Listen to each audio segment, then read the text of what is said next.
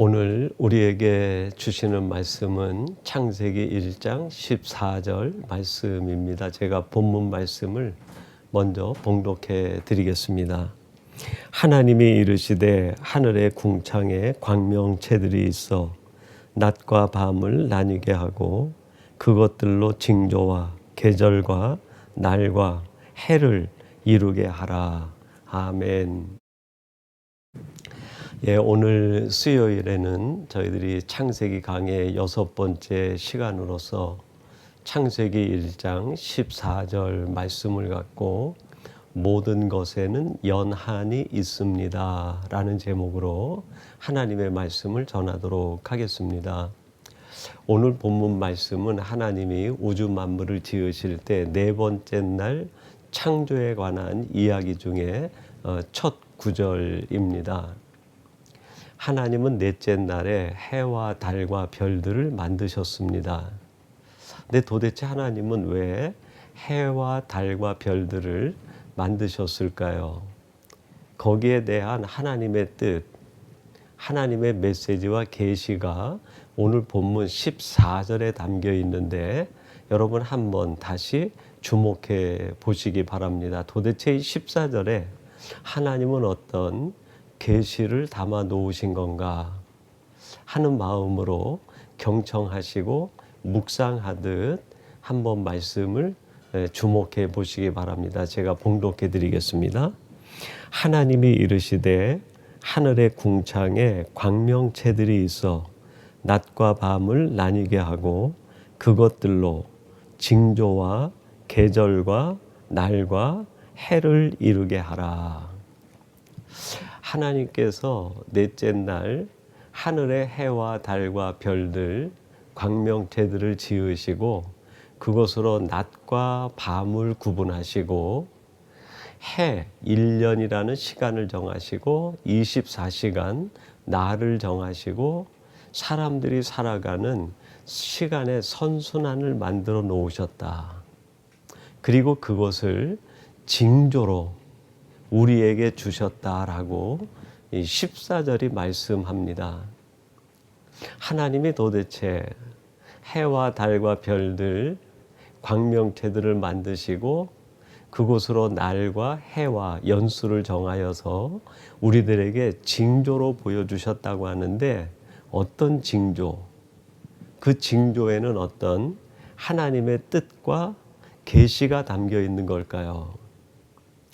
제가 이 수요일 강해를 위해서 말씀을 쭉 묵상해 내려가는 중에 이 14절 말씀을 묵상하는데 제 마음에 하나님이 이런 메시지, 마치 하나님이 내게 이런 음성을 들려주는 것과 같은 느낌을 받았어요. 그것이 오늘 말씀에 대한 설교 제목이기도 합니다.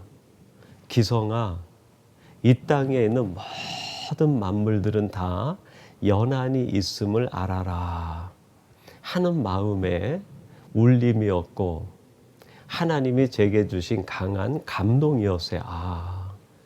그렇구나. 하나님은 이 세상에 있는 모든 것들이 연한이 있음을 알게 하시기 위해서 하늘의 해와 달과 별들을 만드시고 그것으로 낮과 밤을 정하시고 일년을 정하시고 하루를 정하시고 연수를 정하여서 우리들에게 징조로 보여주셨구나. 얘들아, 너희들이 하늘에 있는 해와 달과 별들, 이 땅에 있는 모든 만물들을 보면서 때가 있는 걸 알고 연한이 정해져 있음을 알아라. 이것이 지혜고 이것이 하나님을 믿는 사람들이 자신의 삶을 바르게 살아갈 수 있는 첩경이 된다 하는 메시지 아니겠습니까? 이런 깨달음과 함께 이 14절 말씀을 계속 묵상하는데 제 마음에 연달아 세 가지의 감동받는 제목들이 마음에 다가왔어요. 첫 번째는 육체를 자랑하지 말라. 그리고 두 번째는 깨어 있어라. 그리고 세 번째는 후회를 남기지 말라. 그래서 오늘은 제가 이 말씀을 통해서 이 묵상을 통해 하나님이 제게 주셨던 감동, 이 땅에 있는 모든 것들은 연한이 있음을 알라고 하는 그 메시지 속에서 세 가지 주제로 주신 이 내용을 함께 나누면서 하나님의 오늘 본문 창세기 1장 14절에 담아 놓으신 하나님의 계시, 아버지의 마음, 우리들이 꼭 깨달아야 될 징조, 그것을 마음에 새기고 살아가는 우리들은 어떻게 살아가야 될 것인가 하는 것을 다시 한번 각성하고 되돌아보는 이 시간이 되기를 바랍니다. 첫 번째로 이 땅에는 모든 것들이 연한이 있다라는 것은 육체를 자랑하지 말라 하는 하나님의 메시지가 담겨 있는 것이죠. 여러분 시편 144편 4절에 보면 이런 말씀이 나옵니다. 사람은 헛것 같고 그의 날은 지나가는 그림자 같으니라. 여러분 성경이 우리 인생을 정의를 하기를 헛것과 같다 그렇게 얘기를 했어요. 여기서 헛것이라고 하는 히브리어 단어가 헤벨이라는 단어입니다. 근데 그 뜻이 헛것이라는 뜻도 있지만 한 호흡이라는 뜻이 있어요. 또 한 숨. 우리들이 숨을 쉴 때 후 하고 숨을 내쉬지 않습니까? 요 한 호흡. 그게 바로 우리 인생이라는 거예요. 여러분 우리 인생이 얼마나 더덥고 허망한 존재입니까? 천년 만년 살 것 같아도 우리 인생은 하나님이 볼 때 한 호흡 정도밖에 되지 않는 존재예요. 후 하고 바람 한번 내쉬면 사라져 버리는 존재. 또 뭐라고 얘기합니까? 지나가는 그림자 같다 그랬어요. 햇빛이 좋은 날 사람이 서 있으면 그 뒤에 그림자가 만들어집니다. 그런데 빨리 지나가는 사람은 그 그림자 형체가 만들어지기도 전에 사라져 버려요. 무슨 뜻입니까? 이 땅에 있는 모든 존재들은 이렇게 허망한 존재라는 거예요. 자신의 그림자 하나 제대로 만들지 못하고 지나가는 그림자처럼 사라져버리는 존재가 우리 인생들이라는 겁니다. 그래서 야고보서 4장 14절에서 야고보 선생은 이런 이야기를 합니다. 내일 일을 너희가 알지 못하는도다. 너희 생명이 무엇이냐? 너희는 잠깐 보이다가 없어지는 안개니라. 야고보 선생은 우리를 안개로 비유를 했어요. 해가 뜨기 전에 온누리에 가득한 것 같은 안개가 햇빛 한번 뜨게 되면 순식간에 사라져 버려요. 가득한 것 같은데 아무것도 없는 거예요. 이게 우리 인생이라는 겁니다. 오늘 보면 창세기 1장 14절은 광명체들 그랬어요. 하늘에 높이 떠서 빛나는 것들. 근데 그 모든 것들이 때가 되면 다 사라지고 없다는 거예요. 무슨 뜻입니까? 자신의 가장 높은 것을 자랑하는 사람도 때가 되면 자기가 자랑하는 것과 함께 다 사라지고 만다는 거예요. 한 시대의 별처럼 빛나는 존재들, 그 시대의 가장 우뚝 선자 같지만 여러분 우리 인생은 때가 되면 풀이 마르고 꽃이 시드는 것처럼 다 사라져버리고 맙니다. 이게 얼마나 허망한 존재들입니까? 예수님이 이 땅에 계실 때 제자들이 와서 예수님에게 물었습니다. 예수님 마지막 때에 어떤 징조들이 있겠습니까? 예수님께서 마지막 때의 징조들을 쭉 이야기하신 다음에 그들에게 주시는 메시지가 있었는데 마태복음 24장 29절 여러분 한번 주목해 보세요. 그날 환난 후에 즉시 해가 어두워지며 달이 빛을 내지 아니하며 별들이 하늘에서 떨어지며 하늘의 권능들이 흔들리리라.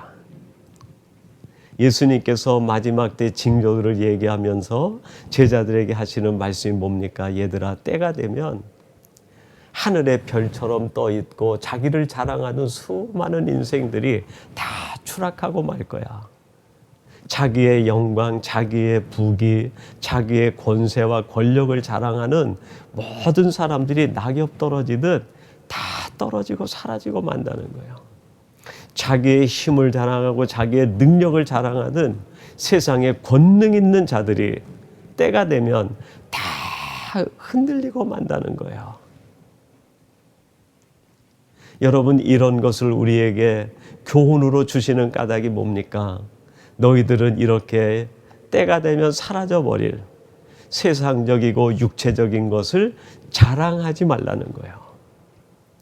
오직 우리들이 자랑할 것이 있다고 하면 그 연약한 인생된 우리들을 놓지 않으시고 끝까지 우리를 붙드시고 사랑을 베풀어 주시는 그 하나님, 세상 한가운데서 갈 길을 찾지 못해서 방황하고 흔들리고 있는 우리 인생들을 나무라지 아니하시고 찾아오셔서 굳건하게 붙잡아 주시고 이 땅에서의 삶뿐 아니라 영원한 삶까지 허락하시고 생명까지 허락해 주시는 하나님, 바로 그 하나님을 자랑하라. 이것이 메시지에 담긴 뜻 아닙니까? 두 번째로 이 땅에는 모든 것들이 연한이 있다라고 하는 깨달음 속에 하나님이 우리에게 주시는 메시지가 있는데 그게 뭡니까? 늘 깨어 있어라 하는 메시지입니다. 여러분, 전도서 3장 1절에서 2절에는 이런 말씀이 있습니다. 범사에 기한이 있고 천하만사가 다 때가 있나니 날 때가 있고 죽을 때가 있으며 심을 때가 있고 심은 것을 뽑을 때가 있으며, 이 전도서는 지혜의 왕이라고 하는 솔로몬이 그의 만년에 지은 지혜서입니다. 하나님으로부터 큰 지혜를 받고 세상의 모든 일들과 만물 운행이 되는 모든 일들을 경험한 이 솔로몬이 마지막에 깨달은 게 뭐예요? 때가 있다는 거예요. 때가. 사람이 태어날 때가 있으면 그 삶을 마칠 때가 있고, 곡식을 심을 때가 있으면 그거를 뽑을 때가 있고, 내 마음에 기쁠 때가 있으면 슬플 때가 있고, 내 인생의 모든 것을 성취할 때가 있으면 그 모든 것이 허무하게 사라져버릴 때가 있다는 거예요. 이 때를 아는 것이 지혜라는 거예요. 왜 이 때를 아는 것이 지혜일까요? 이 때를 아는 사람, 자신의 마지막이 속히 오고 내 인생의 종지부를 찍을 때가 속히 다가오고 내 삶을 결산할 때가 속히 온다는 것을 아는 사람만이 오늘을 깨움으로 살아갈 수 있기 때문에 때를 아는 게 지혜라는 거예요. 그리고 때를 아는 사람만이 오늘 자신의 인생을 깨움으로 살아갈 수 있다는 말입니다. 여러분, 마태복음 24장 42절 말씀입니다. 한번 주목해 보세요. 그러므로 깨어 있으라. 오늘날에 너희 주가 임할는지 너희가 알지 못함이니라. 예수님께서 제자들에게 마태복음 24장에서 종말에 관한 모든 징조와 일들을 다 말씀해 주시고 나서 결정적으로 마지막에 하시는 말씀이 42절 바로 이 말씀입니다. 그러므로 너희들은 깨어 있어라. 근신하고 정신을 차리고 하나님 앞에 기도하라. 여러분, 우리들에게 하나님께서 이 마지막 징조를 가르쳐 주신 것은 그 마지막 때가 언제 오느냐, 그 징조와 마지막 때에 대해 관심하는 것이 아니라 이 마지막 때가 있음을 알고 오늘 너는 신앙인답게 깨어 있으라는 거예요. 이게 때에 대해 말씀해 주신 주님의 말씀의 핵심이에요. 깨어 있어라. 너희들이 이 때를 안다고 하면 정신이 깨어 있을 수밖에 없고, 마음이 깨어 있을 수밖에 없고, 신앙이 깨어 있을 수밖에 없고, 믿음이 깨어 있을 수밖에 없는 거 아니냐. 그러므로 너희들은 이 때를 분별하여 지금 깨어 있으라는 거예요. 그럼 여러분, 한 가지 이 질문이 생깁니다. 깨어 있으라고 하는데 깨어 있다는 것은 뭘까? 저는 이렇게 깨어 있다는 것을 해석하고 묵상을 했습니다.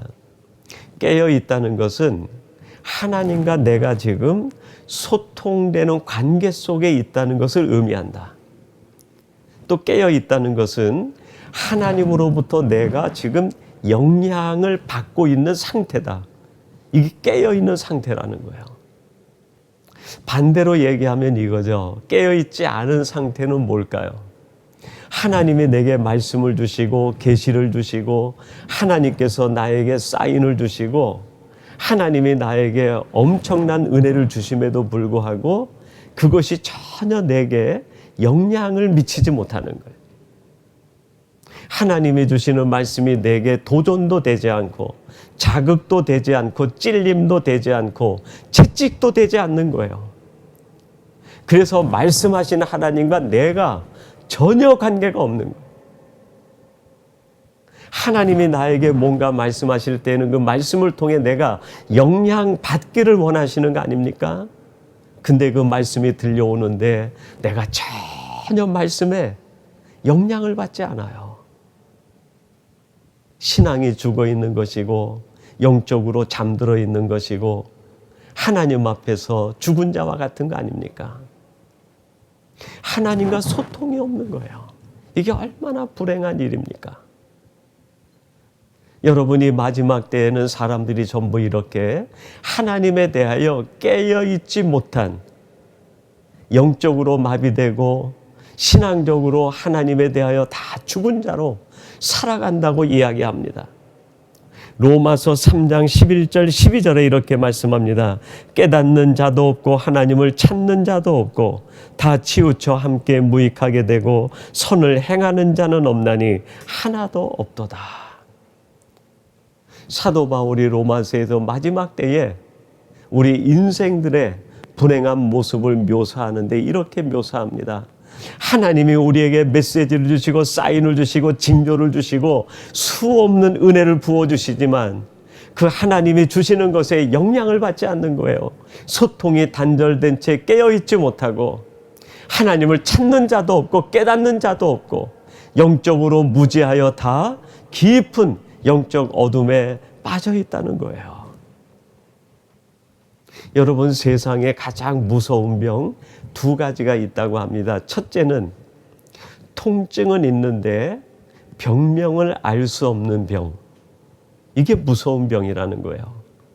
지금 나는 너무 아픈데 몸도 아프고 마음도 아프고 정신도 아프고 내 삶이 다 깨어지는 것 같이 너무너무 아픈데 현대의학으로도 의사들이 병명을 찾아내지 못해요. 진단을 못해요. 여러분, 병명을 모르고 진단을 하지 못하니까 어떻게 됩니까? 처방을 내릴 수 없는 거예요. 처방을 내릴 수 없는 병, 어떻게 그 병에서 자유하고 치유가 되고 회복이 될 수 있겠습니까?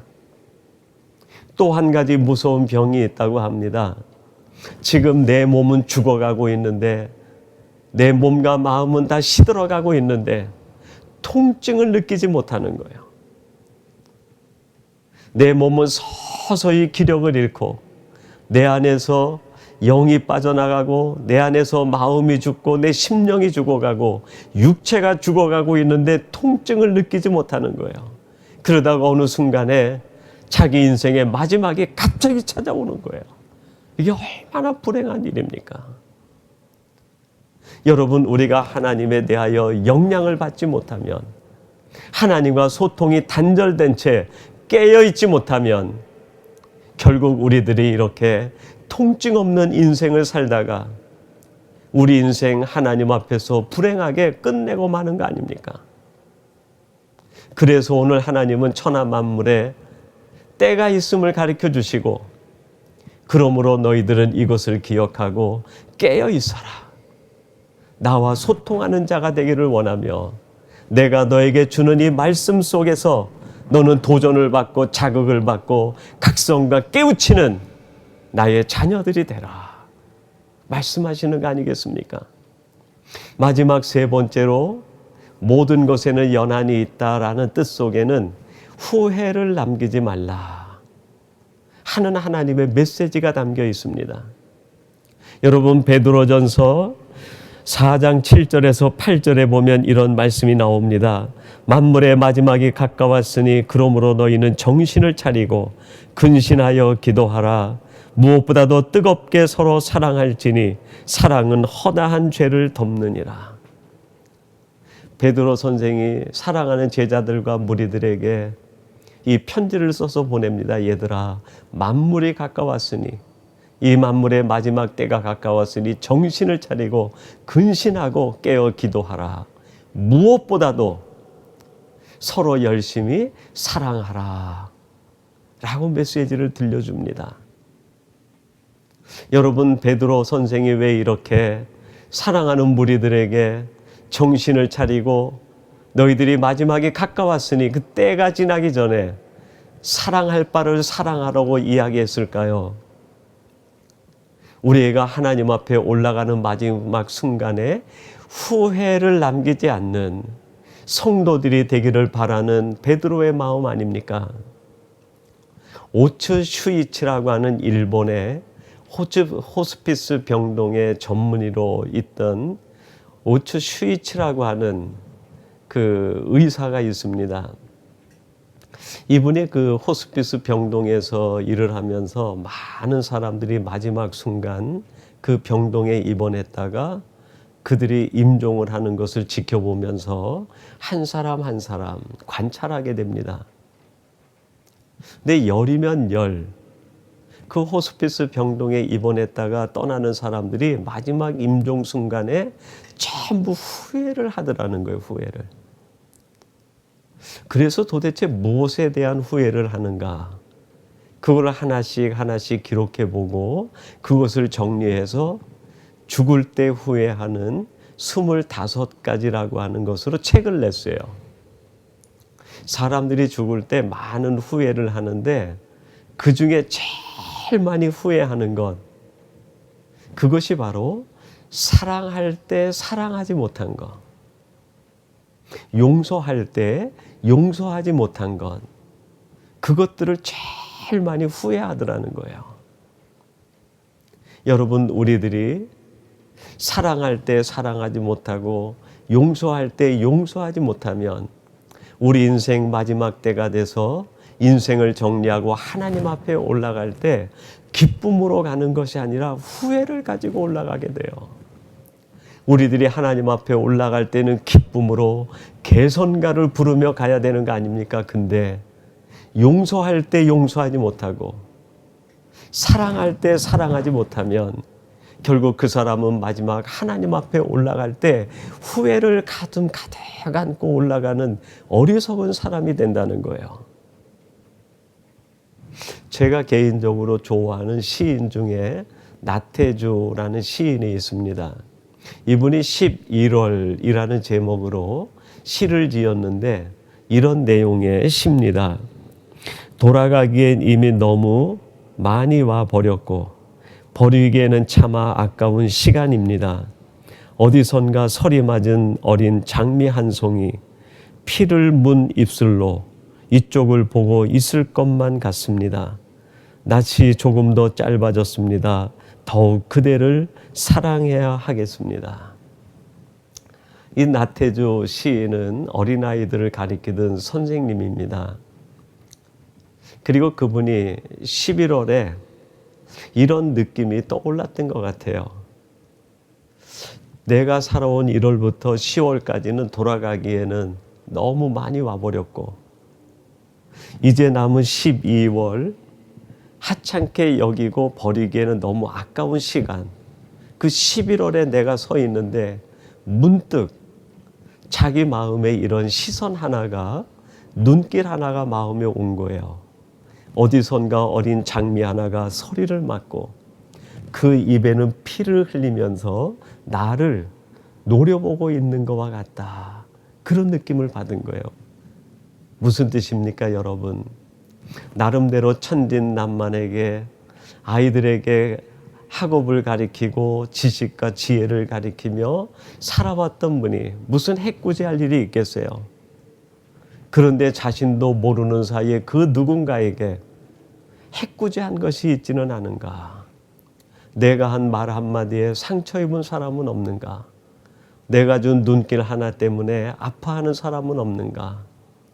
내가 돌아보지 않고 외면한 것 때문에 그 사람이 더 많은 눈물과 외로움에 빠져 있지는 않았을까?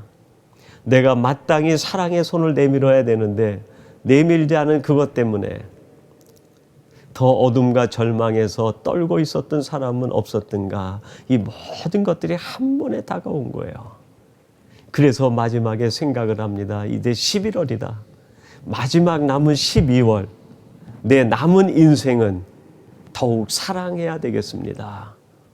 이 고백으로 11월이라고 하는 시를 쓴 거예요. 여러분, 우리들이 살아온 인생 지나보면 너무 멀리 오지 않았습니까? 이제 우리의 남은 인생, 천하 모든 것에 연한이 있도록 만드신 아버지 하나님의 그 그림 속에 보면 아주 짧은 시간이 남아있는 것 아니겠습니까? 여러분이 짧은 시간 우리들이 어떻게 해야 되겠습니까? 후회 없는 인생을 살기 위해서 사랑할 때 사랑하고 용서할 때 용서할 수 있는 이 기회를 놓치지 않아야 되겠다.